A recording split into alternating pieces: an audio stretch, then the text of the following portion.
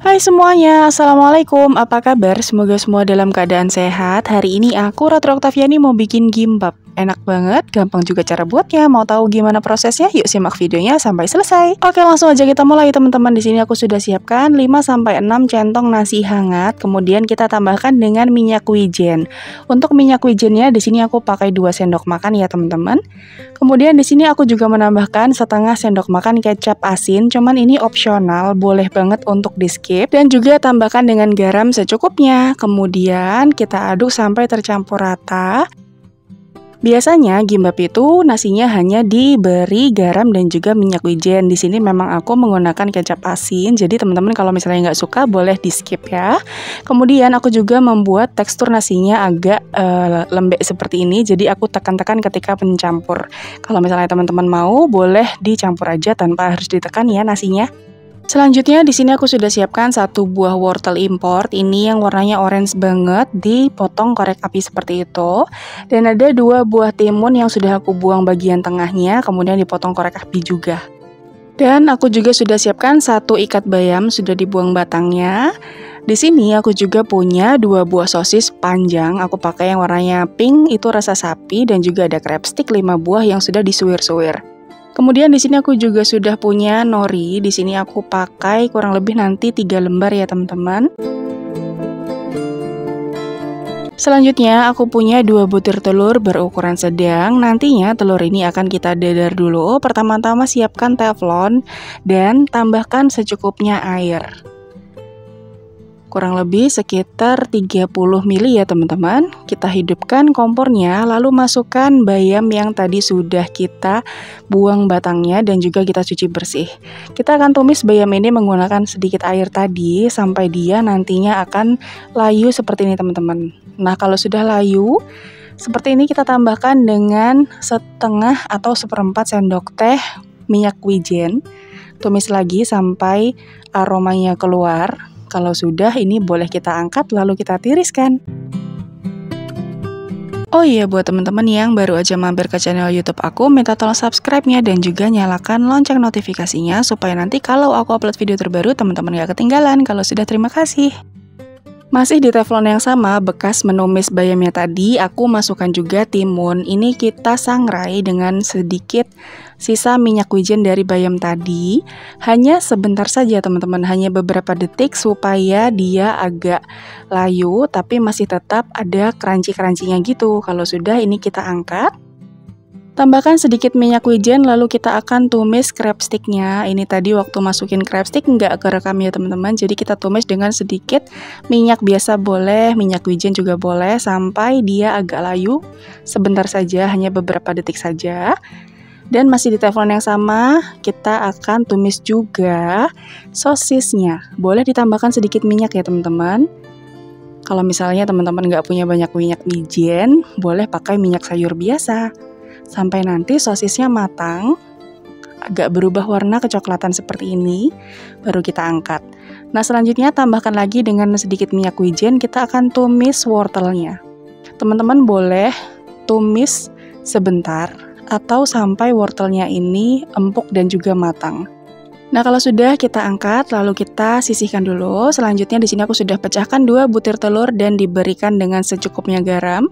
Kita kocok lepas seperti ini dan kemudian 2 telur ini akan aku dadar. Aku dadar di atas teflon dan ini aku 2 kali ya teman-teman. Jadi 2 buah telur dadar nantinya. Kalau sudah matang tinggal dibalik. Terus kalau sudah matang kedua sisinya lalu diangkat dan diselesaikan 1 buah telurnya lagi. Oke, di sini telurnya sudah matang, kemudian akan aku iris tipis-tipis seperti ini. Untuk telurnya boleh digunakan 1 lembar utuh atau juga boleh dipotong tipis-tipis seperti ini, jadi nanti sesuai selera aja. Oke, ini semua bahannya sudah siap dipakai. Sudah tersusun rapi di atas piring, warnanya cantik banget ya teman-teman. Langsung aja kita siapkan bambu gulung gimbapnya. Kemudian letakkan beberapa centong nasi dan kemudian kita ratakan seperti ini teman-teman. Sekali lagi aku bilang, sushi atau gimbap yang aku bikin kali ini memang nasinya aku bikin agak lembek ya teman-teman. Kalau misalnya teman-teman mau, nanti tidak usah ditekan-tekan waktu mengaduk minyak wijen di awalnya. Dan nasi ini dalam keadaan dingin. Ketika kita campur minyak wijen di awal tadi memang harus hangat supaya nanti minyak wijennya bisa menyatu di nasinya.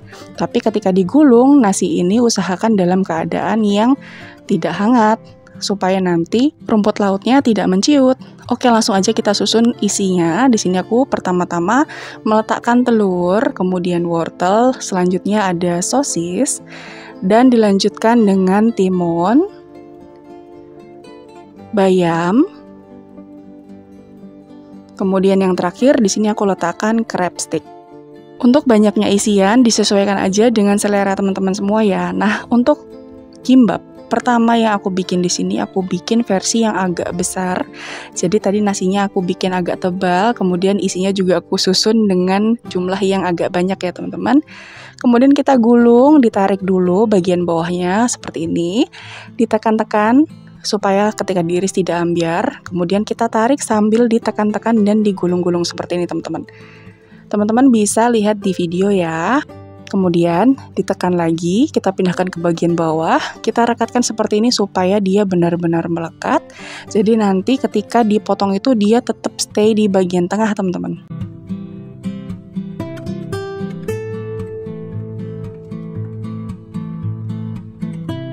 Nah, seperti ini hasilnya. Selanjutnya kita olesi bagian atasnya dengan menggunakan minyak wijen secukupnya. Kalau mau lebih cantik, boleh ditaburi dengan wijen sangrai ya. Kemudian aku contohkan lagi di gulungan yang kedua. Jadi satu resep ini aku mendapatkan hasil 3 gulung gimbap ya teman-teman. Untuk besar kecilnya disesuaikan aja dengan selera. Caranya gampang banget, tinggal ditekan-tekan aja supaya nanti bagian tengahnya itu padat, tidak ambyar ketika dipotong. Ini dia hasilnya teman-teman, gimbap yang tadi sudah kita buat. Cara potongnya gampang banget, usahakan menggunakan pisau yang tipis dan juga sangat-sangat tajam supaya nanti ketika motong itu dia tidak ambyar sama sekali teman-teman.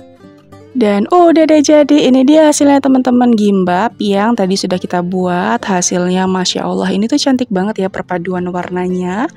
Dan insya Allah ini anti gagal, tidak ambyar kalau misalnya teman-teman menggulungnya dengan cara yang benar.